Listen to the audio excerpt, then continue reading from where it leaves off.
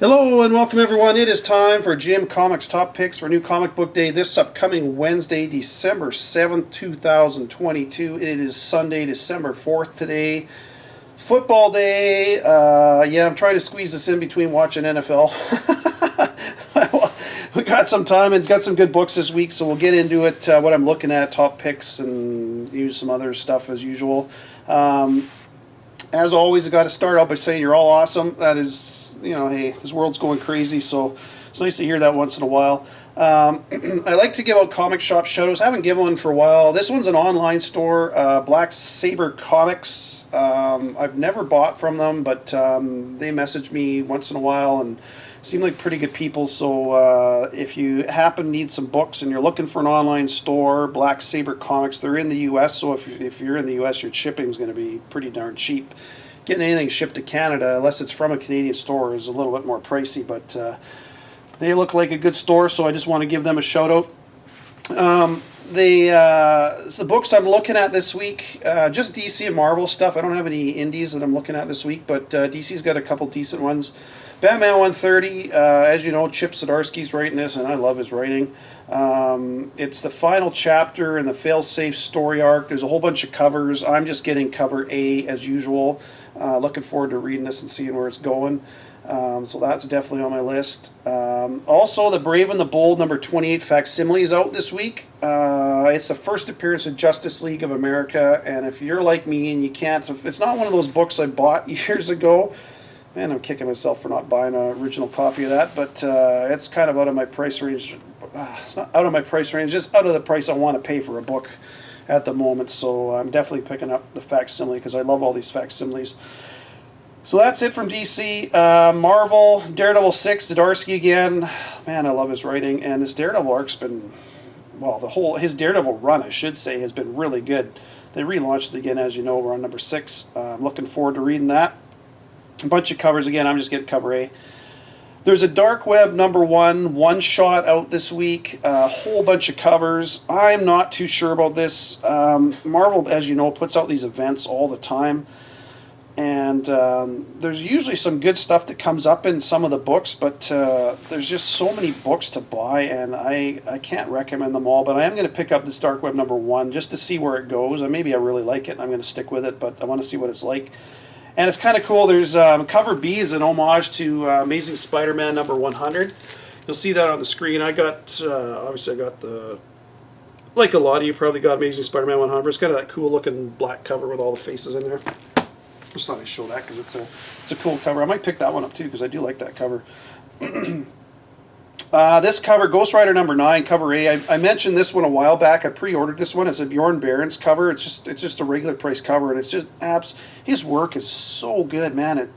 I love that. And it's got Exhaust on the cover.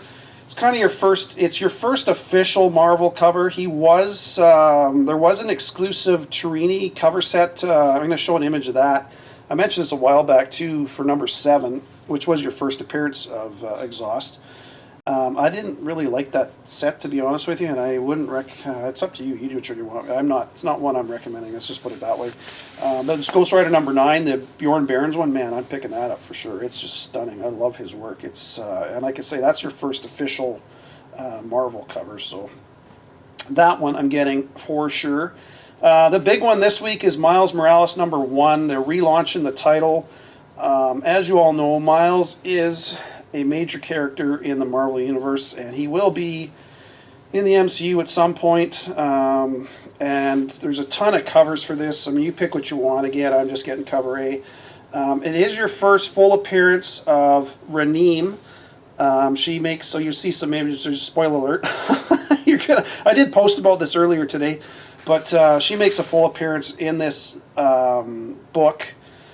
And it looks like she becomes Rabble in issue number 2. So at least that's the way it looks right now. And, so she's going to end up being an enemy of Miles and Starling, who are on cover H together, which is one I might try and get that one, actually. That's a nice looking cover. And Starling, who showed up in the previous run, Miles Morales number 5, she made a cameo, and 6, she made a full appearance, was on the cover of 6. 6 to me is the one, you'll see an image of that on the screen.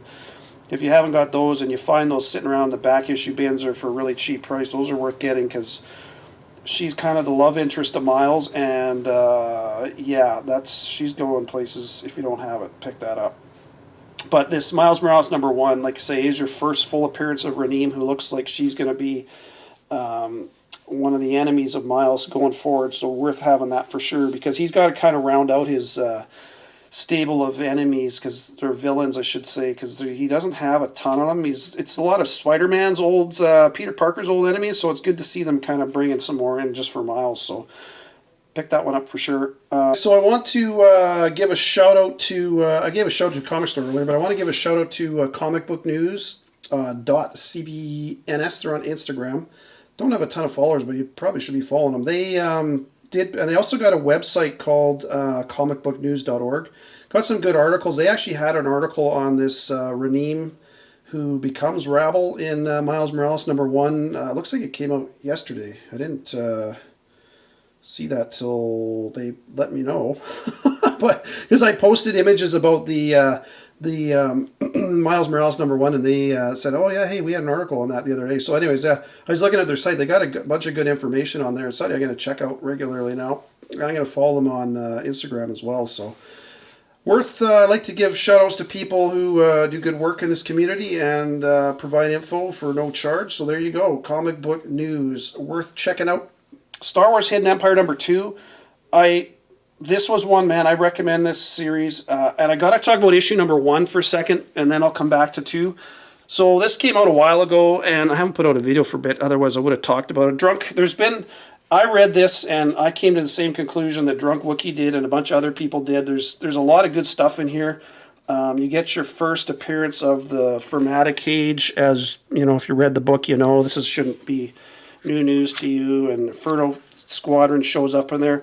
But the really big thing for me is this panel here where Kira's talking to Palpatine, and she says, "You know what the Fermata Cage can do? Freeze individual moments, use the dark side to suspend people and places in time forever. What can be frozen can be thawed." So, and Maul was going to use it to bring a bunch of Sith back to hunt down and kill Palpatine and Vader and everything else. And so issue 2 is out this week. At some point, they're gonna bring back an ancient Sith.